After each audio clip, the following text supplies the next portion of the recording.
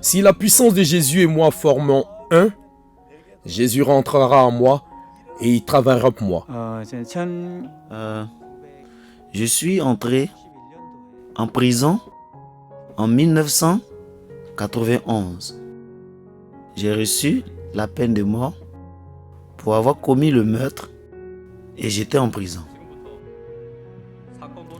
À présent, nous allons procéder au verdict dans l'affaire 1990, section 7865 relative cas de cambriolage et d'homicide. Eu égard le fait que le crime a été commis à la suite d'un plan élaboré et que la méthode criminelle était vicieuse, nous affirmons la volonté du pouvoir judiciaire d'établir un ordre ferme de maintien de l'ordre public. L'accusé Ko Jin-sik, condamné à mort. L'accusé Kim Kang-kim, condamné à mort.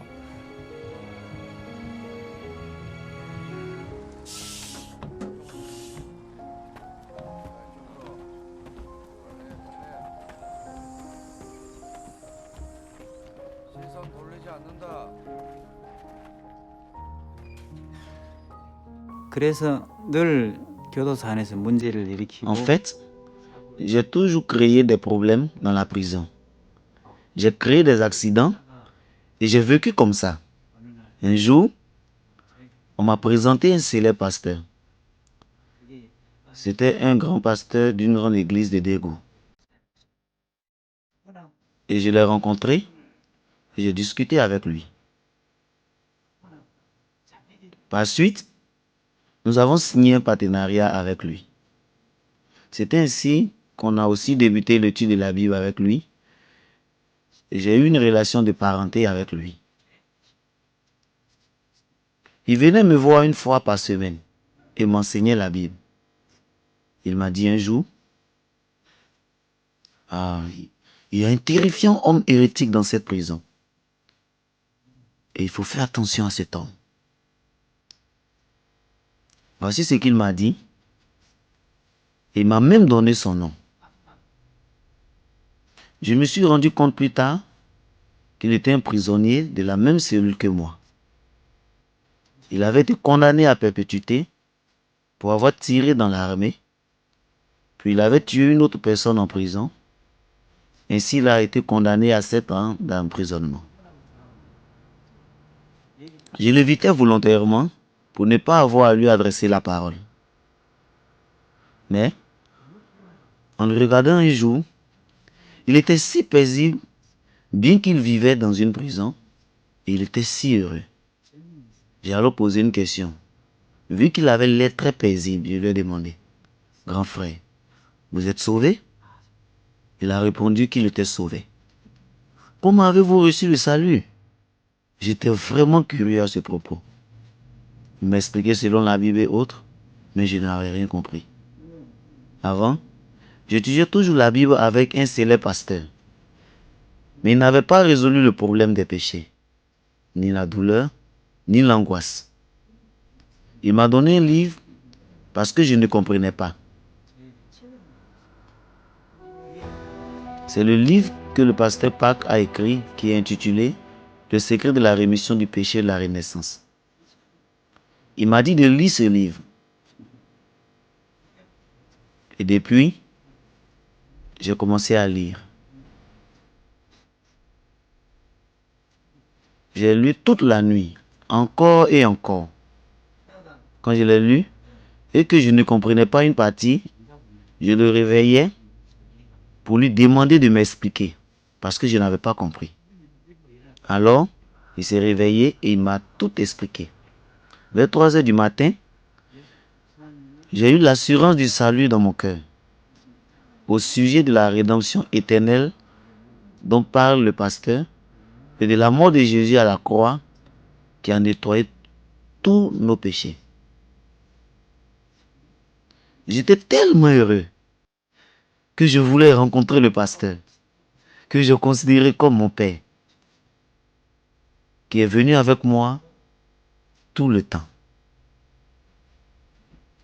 Il venait toujours une fois par semaine en prison. J'étais tellement heureux de le rencontrer que je lui ai dit, « Pasteur, soyez heureux. Ce n'est que hier que j'ai été sauvé. J'ai été pardonné par le sang de Jésus. Je m'attendais à ce qu'il soit très content et heureux. Mais son visage devient tout pâle. Et il m'a dit, « Tu as rencontré celui que je t'ai interdit de rencontrer ?» « Oui, pasteur. » Et il m'a dit que Satan a travaillé et qu'un gros ver a pénétré dans mon corps. Et il a posé ses mains sur ma tête. Il était très en colère contre moi. Et je lui ai demandé, « Pasteur,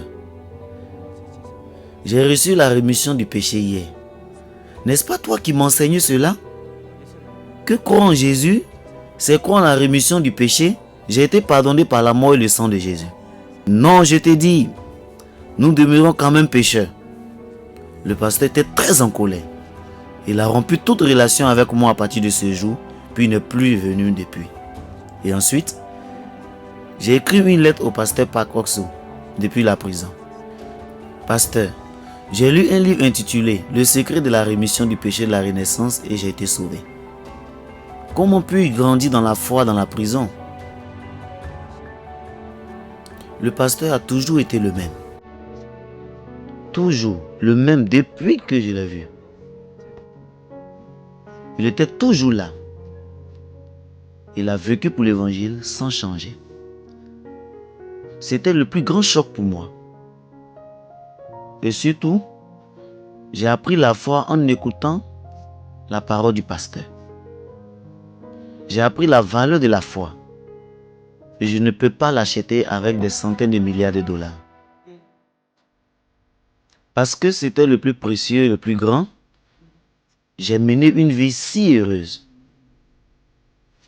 J'ai toujours eu une chose dans mon esprit.